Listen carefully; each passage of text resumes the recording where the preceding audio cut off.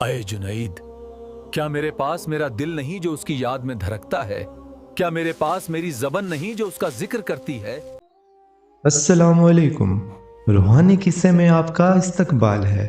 हम अक्सर थोड़ी सी तकलीफ पर शिकवा करते हैं, लेकिन आज का किस्सा आपको बताएगा कि अल्लाह के दोस्त मुसीबत में भी कैसे मुस्कुराते हैं। ये कहानी हज़रत जुनैद बगदादी की है, जो एक ऐसी बस्ती में गए जहां सब हैरान रह गए।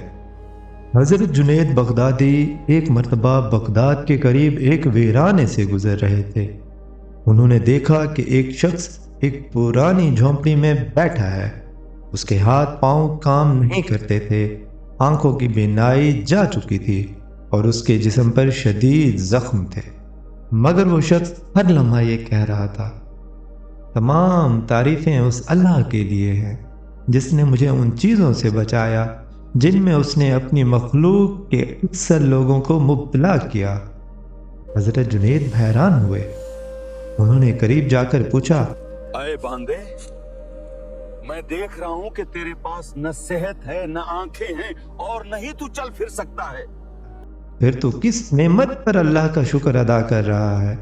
वो मजजूब मुस्कुराया और बोला, अय जुनैद, क्या मेरे पास मेरा दिल नहीं जो उसकी याद में धड़कता है?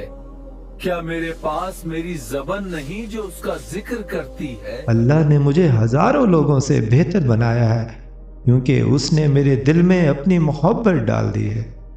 अगर वो मुझे मिट्टी में भी मिला दे तब भी मैं उसका शुक्र अदा करता रहूंगा, क्योंकि वो मेरा मालिक है। हजरत जुनैद बगदादी फरमाते हैं कि उस दिन मुझे एहसास हुआ कि असली अमीरी पैसा या सेहत नहीं, बल्कि अल्लाह की रजा में खुश रहना है। दोस्तों, सब्र का मतलब सिर्फ खामोश रहना नहीं, बल्कि तकलीफ में भी अल्लाह का शुक्र अदा करना है।